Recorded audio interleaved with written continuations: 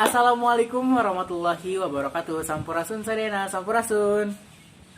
Waalaikumsalam warahmatullahi wabarakatuh, Rampe. Oke, seperti biasa, budayakan menonton sebelum berkomentar. Ahoy. Oke teman-teman semua. Aduh, beberapa udah ketawa nih ya. Oke teman-teman semua, balik lagi nih ya di konten JNT, Juan Tetanya. Seperti biasa, JNT ini hadir dengan tujuan untuk memberikan rasa pengalaman dan juga memberikan keterbukaan wawasan buat teman-teman SMA yang masih bingung nih nanti mau pilih jurusan apa. Karena kuliah bukannya sekedar kuliah, betul? Karena kuliah itu lebih dari itu. Jadi aku harap buat teman-teman yang nonton ya di tahun berapapun itu nanti yang nonton video ini, semoga tercerahkan dan juga semoga kedepannya nggak sampai ada kata salah jurusan kayak gitu. Dan pada video kali ini aku udah menghadiri salah satu narasumber yang alhamdulillah banget nih bersedia buat mampir ke konten aku. Tanpa ditunggu lama-lama lagi, kita langsung aja kenalan kali ya. Silahkan Kak, kenalan terlebih dahulu. Hai semuanya, aku Santika Chandra Oktuma. Biasa dipanggil Santika sama teman-teman aku. Terus terus apa tadi? Asal SMA aku dari SMA 3 Depok. Kemudian aku sekarang lagi kuliah di Fakultas Kedokteran, jurusan Pendidikan Dokter di Universitas Indonesia. Terus aku sekarang juga jadi angkatan tahun 2018. Wow, plus aku berbincang dengan ibu dokter, jadi aku yang gugup ya. Calon ibu dokter.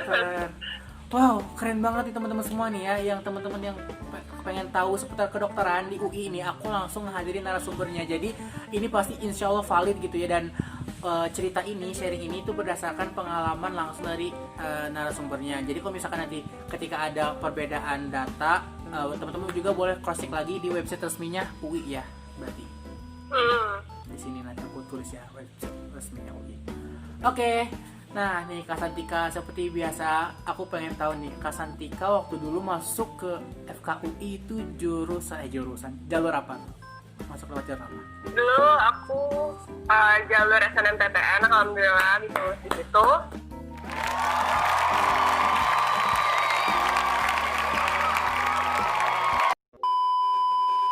Wow.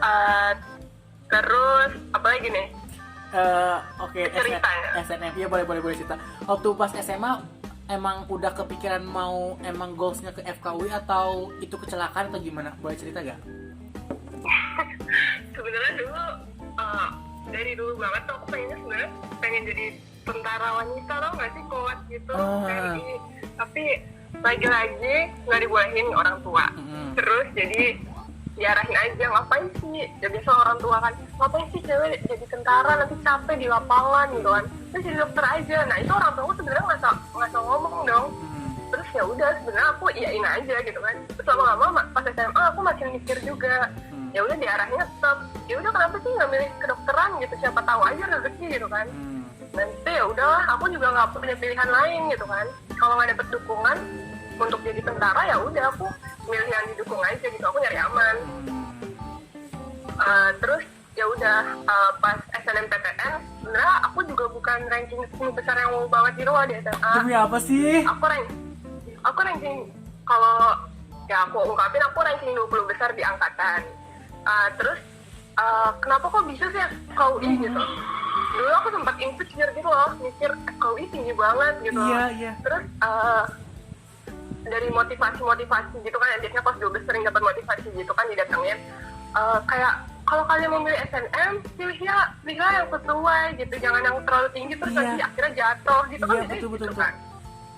Terus aku sempat kepikiran juga buat ngambil FKUPN dulu, FKUPN Jakarta, tapi entah kenapa diarahin di atas aku itu nggak ada yang ngambil FKUI. Demi apa sih? Sama guru BK aku, sama guru BK aku diarahin, daripada nggak ada yang ngambil dan nanti yang ngambilnya di bawah kamu, malah takutnya nggak, peluang lebih kecil, ya udah kamu aja, kenapa nggak ngambil gitu. Soalnya emang dari dulu aku setiap konsultasi tuh bingung, ngambil FK nggak ya Bu gitu, ngambil FK nggak ya Pak gitu. Nah kayak gitu, terus ya udah diarahin, ya coba aja ambil FK gitu, soalnya emang di atas kamu nggak ada gitu.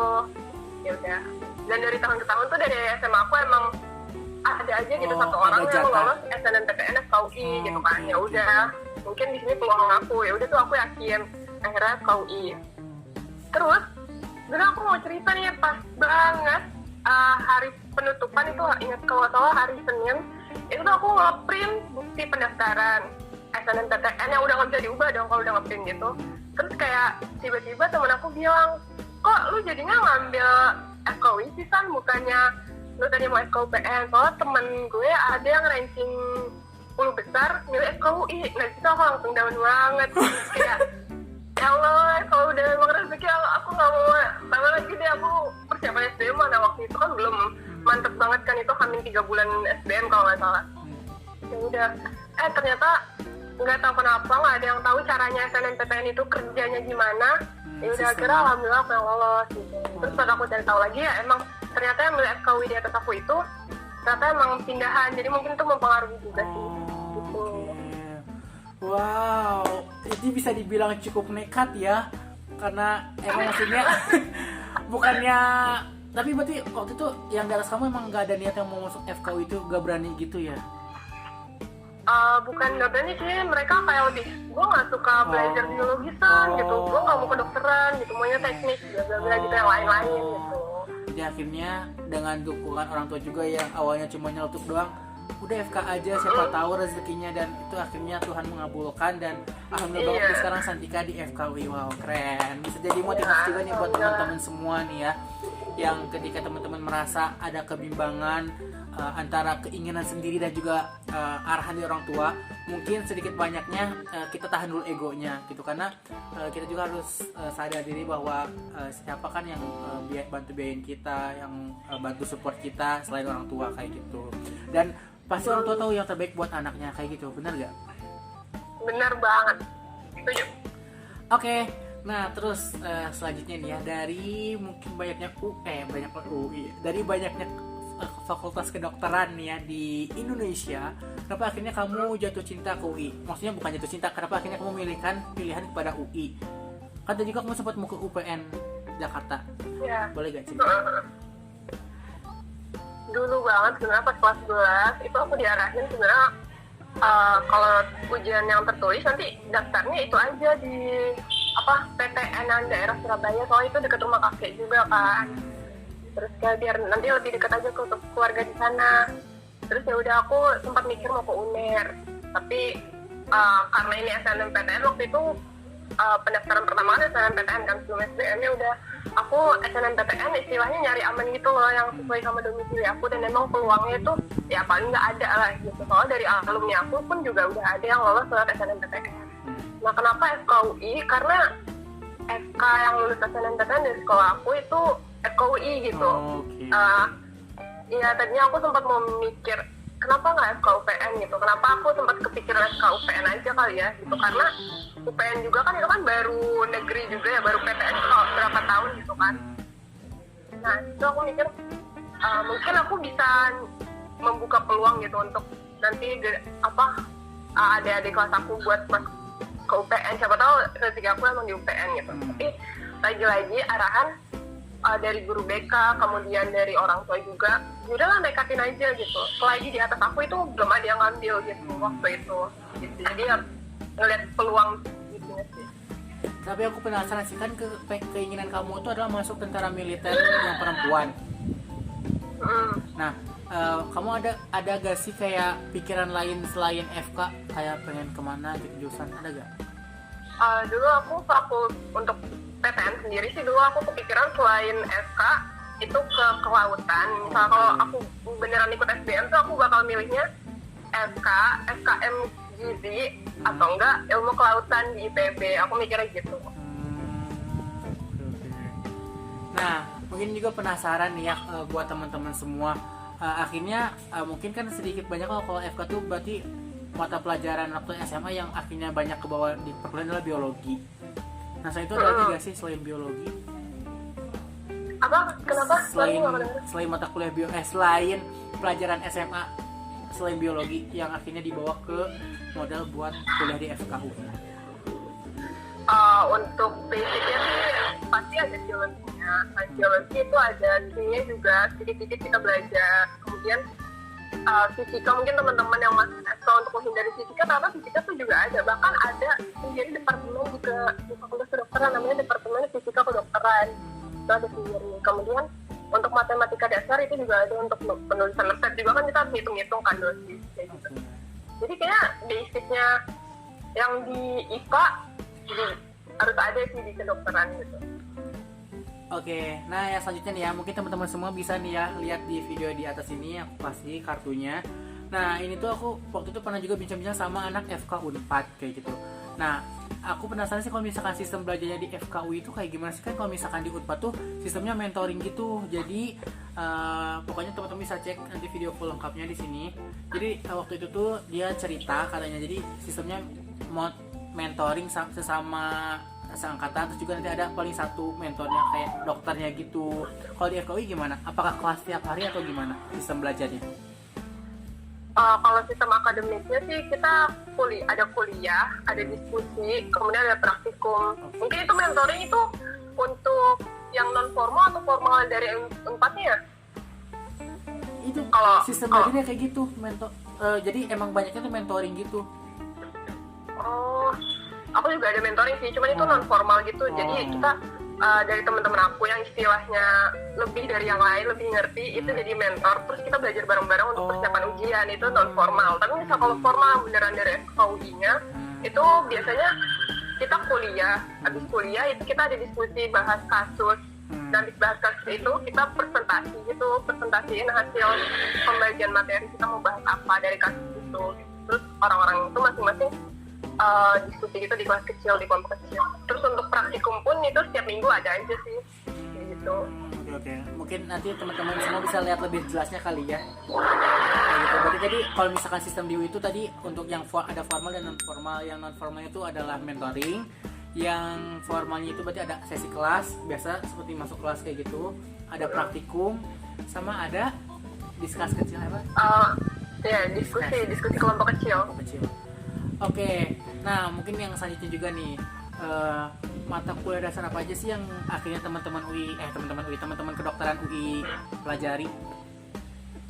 Untuk mata kuliah dasar, terutama pas masih maba gitu ya, masih semester 1, itu biasanya ada mata kuliah umum itu satu universitas. Itu ada biasa agama, bahasa Inggris untuk basic skill gitu kan. Kemudian kita juga ada yang namanya MPKTA, MPKTB. MPKTA itu singkatannya itu mata kuliah, aduh aku lupa bentar ya, mata kuliah, nyontek nyontek maaf ya teman-teman, nggak santai kok. Ini dia, mata kuliah pengembangan kepribadian terpadu. Itu ada yang istilahnya apa, seri A, seri B. Kalau yang A itu biasanya itu isinya ilmu sosial, kemudian humaniora, kemudian ada filosofi juga dan tata bahasa. Tapi misal kalau yang seri B itu kayak saintek gitu, kayak pengembangan saintek sesuai dengan jurusannya gitu. Oke, tapi pas masuk ininya deh, pas masuk kedokterannya, masih inget gak? Berarti semester 2 ya? Untuk kedokterannya sendiri, sebenarnya bukan kedokteran aja, jadi kita kayak terintegrasi gitu, ada yang namanya rumpun ilmu kesehatan.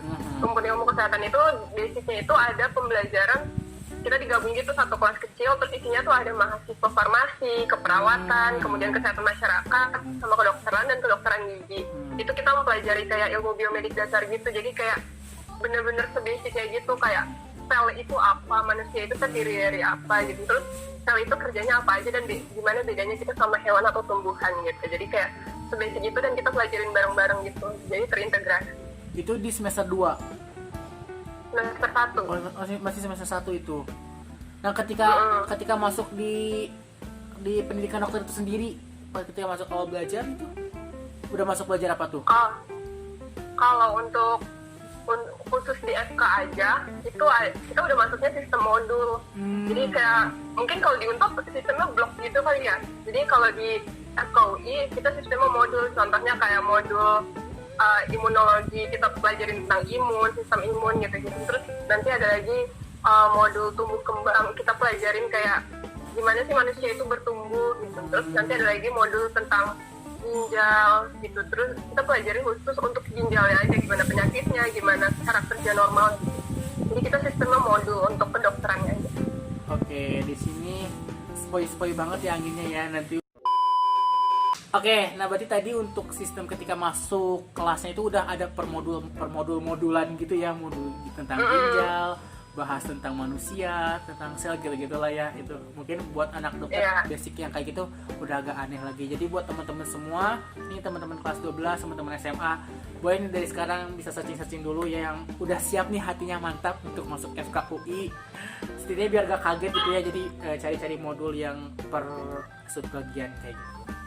Nah, oke, yang selanjutnya nih ya, ini yang sering banget ditanyain sama para maba-maba.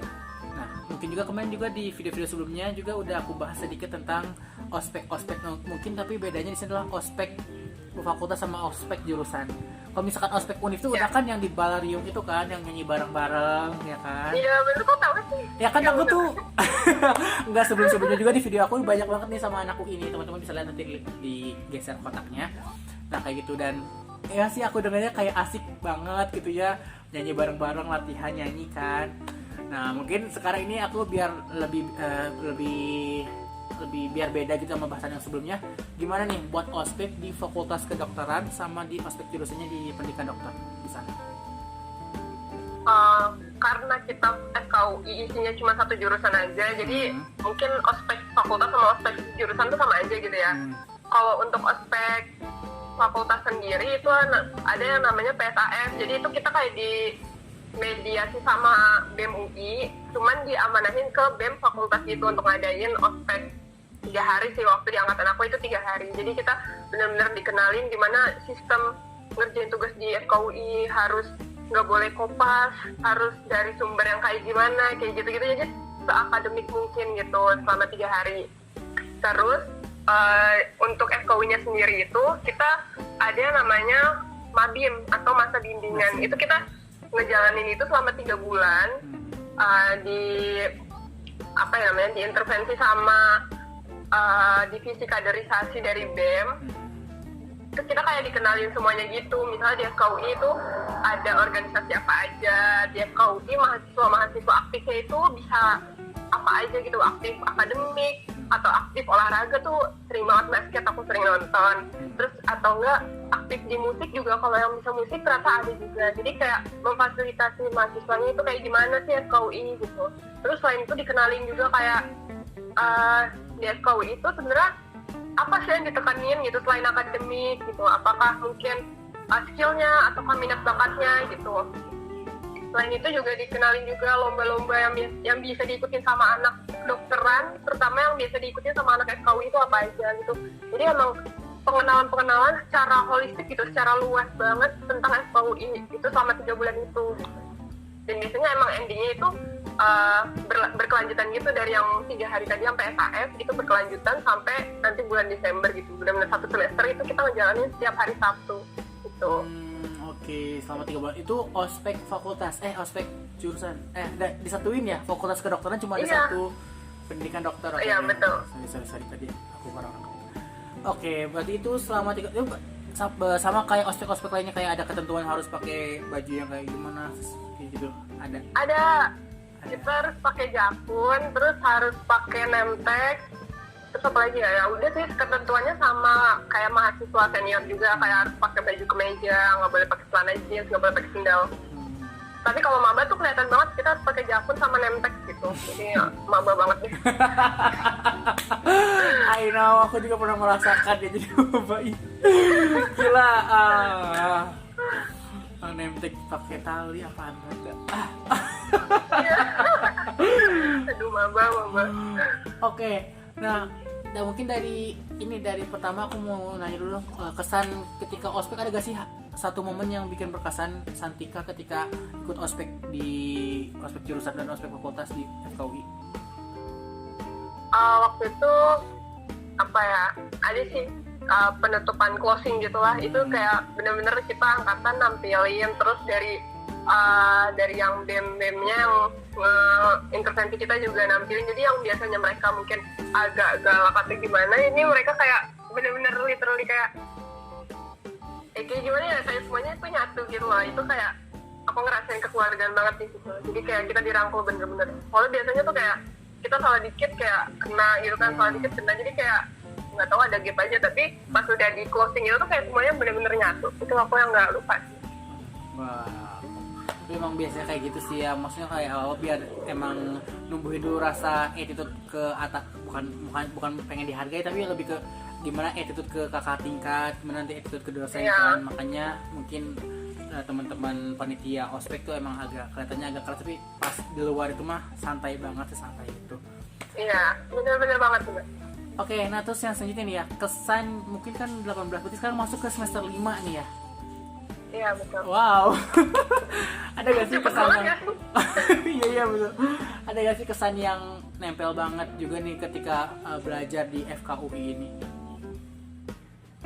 Kesan sebenarnya lebih ke pengalaman sih. Jadi aku cerita dikit nih ya. Waktu minggu pertama banget aku di FKUI itu ada tugasnya simple gitu. Cuman aku ngerasa ini tugas banyak banget gitu loh. Kayak simple tapi harus banyak yang dikerjain. Terus kayak aku udah stres duluan gitu, bener-bener dari pagi sampai malam kok nggak selesai. Di situ aku kayak langsung stres. Terus aku langsung malu banget. Sebenarnya aku nangis di depan mama kayak capek. Kenapa aku harus kuliah ekstra gitu. Kayak gitu. Terus kayak bahkan aku sampai besokannya tuh sampai ke bawah nangis juga pas lagi di kantin. Aku tiba-tiba nggak tahu, malu banget, tiba-tiba nangis gitu kan, saking stresnya, saking belum beradaptasinya diri aku gitu pas di kuliah di SK gitu. Terus tapi dari situ malah aku makin sadar gitu, ini kan keinginan aku kan, kayak ya udahlah kuliah gitu harus dijalanin gitu walaupun ini berat. Dan ternyata ya bener sih, harus emang ada yang nge-support gitu. Lama-lama aku nemuin temen-temen yang sejenis gitu loh, kayak deadliners lah, atau enggak yang stresnya bareng-bareng, atau enggak yang apa aja dibawa santai gitu. Aku nemu yang kayak gitu di FKUI, bener-bener nggak ngambil semua, tapi ada aja yang santai atau bahkan deadliners gitu. Ya di situ yang bikin aku nyaman sih, teman-teman aku. Terus kayak gitu sih. Stres-stresnya yang bikin aku itu tuh stres-stresnya gitu. Oke, jadi emang lingkungan pertemanannya yang bikin akhirnya berkesan dan juga nambah pengalaman gitu ya. Iya benar. Oke, nah terus nih sebelum aku nanti masuk ke pertanyaan terakhir, ini mungkin juga yang jadi akhirnya pertanyaan teman-teman, emang semahal apa sih kuliah di FKUI? Emang bener ya mahal untuk UKT? Sebenarnya tergantung sih program apa yang teman-teman pilih gitu. Kalau di FKUI itu ada 2 program gitu, ada yang program internasional sama yang program reguler. Kalau yang kelas khusus internasional atau KKI itu emang agak mahal, karena emang yang KKI itu dipersiapkan untuk nanti abroad gitu, untuk kuliah di luar untuk sekitar 1 tahun atau 2 tahun gitu. Aku juga kurang mendetail sih taunya. Nah selain itu juga mereka kelasnya beda gitu, kelasnya satu kelas sih cuman berapa orang gitu. Sementara kita kalau yang reguler itu kuliah ya satu kelas ya benar-benar seangkatan gitu, 100-an. Kemudian ya udah kita emang dipersiapkan untuk langsung jadi dokter di sini gitu. Kalau mereka nanti double degree juga, ada fellow research gitu di luar. Jadi bedanya emang KKI itu bisa sampai belasan sampai puluhan per semesternya. Tapi nanti benefitnya mereka bisa keluar, kemudian mereka dapat double degree gitu, langsung luarnya bisa 2. Sementara kalau yang reguler ya bisa dari 0 sampai 15 juta. Itu sesuai ketentuan di UI sih, 0 sampai 15 juta. Nah itu tapi ya itu kita hanya sebagai dokter umum nanti lulusnya. No, berarti ada juga yang digratiskan tuh, berarti yang bidik misi itu ya? Iya bener gak?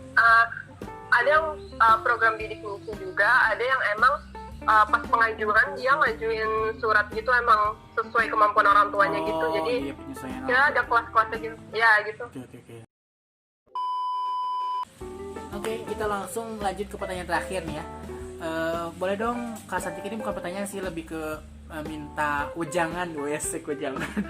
Minta ujangan buat pesan buat teman-teman SMA ataupun kelas 12, ataupun juga boleh dalam bentuk motivasi buat teman-teman semua yang mungkin nanti ketika ikut SNM gagal, kasih tahu juga ada jalur apa aja yang bisa kemungkinan buat teman-teman bisa berjuang di kampus yang diinginkan. Boleh Kak, pesan dan motivasi buat teman-teman kelas 12.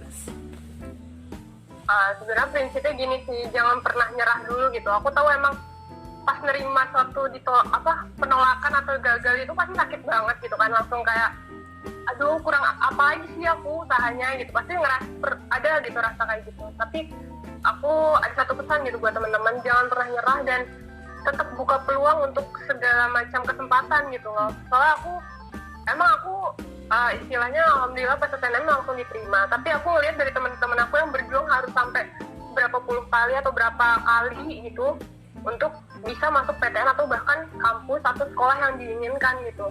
Dan aku ngeliat kayak mereka itu gak pernah nyerah gitu, mereka sampai nangis-nangis ya nangis gitu, sedih ya, mereka manusiawi pasti kan, mereka gagal gitu. Tapi jangan pernah nyerah dan jangan pernah nutup semua kesempatan gitu, jangan cuma terpaku sama tujuan awal gitu, istilahnya jangan ngoyo gitu. Jadi intinya jangan pernah nyerah dan tetap buka kesempatan untuk memperluas tujuan kamu gitu. Oke, aku dapat poinnya nih ya. Jadi pesan dan motivasi dari Kak Santika buat teman-teman semua adalah yang pertama jangan pernah menyerah, yang kedua jangan ragu untuk membuka wawasan terhadap tujuan awal. Jadi jangan terpaku sama tujuan awal aja gitu, cari juga. Iya, tapi tetap plan yang lain. Betul banget, memang sih plan itu butuh banget sih. Nanti kita cerita banyak juga lah di luar konten ini ya. Oke nih Kak Santika, terima kasih banyak ya udah mau mampir dan juga main-main di konten aku di Juan Tatanya. Sehat selalu dan terus jaga kesehatan. Oh iya, buat teman-teman semua yang masih kepo tentang kedokteran UI, boleh kalian nanti DM kakaknya di sini. Boleh gak? Boleh Boleh banget nih, nanti DM Kak Santika Chandra Kusuman di segmen aku simpan di sini ya. Soalnya, dan semoga video ini juga bermanfaat buat teman-teman semua, dan itu aja kali dari aku. Oke, sekali lagi thank you banget ya Santika. Sampai bertemu lagi di video-video berikutnya. Dadah, makasih juga. Ya. Aku penasaran sama buku-buku yang di belakang. Itu aku lihat ada ilmu penyakit nih. Wow. Banyak banget. Boleh lihat satu gak? Itu buku apa sih? Itu yang kamu baca atau gimana sih? Ya Allah. Ini yang aku pelajarin sih, sebenarnya basic banget tapi ya. Coba yang di bawah aja deh, yang di bawah, yang udah di bawah nih. Yang ini yang di bawahnya, yang di bawah casan kuning. Nah itu apa tuh? Yang ininya yang bawahnya. Ini tensi untuk mengukur tekanan darah, bisa buat praktik atau buat pengabdian masyarakat gitu. Kita bisa ke masyarakat buka biasa cek tensi atau cek kesehatan gratis. Ini stetoskop tuh. Ini stetoskop. Oh itu tuh emang. Udah ini buku. Ya. Apa gimana? Boleh lanjut dulu. Buku apa tadi? Ya ini juga buku-buku, sebenarnya ini nggak aku baca satu buku habis gitu plek, enggak, cuman kita nyesuaiin gitu, misalnya lagi modul apa terus materinya ada di buku ini di halaman ini, jadi kita kayak bacanya per bab gitu sih sesuai modul gitu, jadi nggak langsung habis setebel ini gitu satu kali baca. Itu merah kuning biru ilmu penyakit dalam tuh apa bedanya tuh? Ampun. ini kayak jilid, ini tuh kayak jilid gitu, jilid 1, jilid 2, jilid 3 gitu, jadi isinya berkelanjutan, saking gak muat bukunya untuk dijilid, jadi mungkin itu jadi 3 gitu lah ya. Ini konsepnya kayak trilogi gitu ya, kayak bukunya Bumi Manusia, Semua Anak Bangsa, trilogi gitu ya. Wow, mantap. Tapi berarti ngomong-ngomong kan tadi kamu bilang tadi orang Depok, berarti aku jadi keingetan, berarti kamu PP dong ya? Karena deket ya? Iya, aku PP. Dekat, berapa jarak kalau boleh tahu dari rumah? Jaraknya dari segi waktu aja ya, waktunya paling 15 sampai 30 menit, kalau 30 menit kalau macet banget.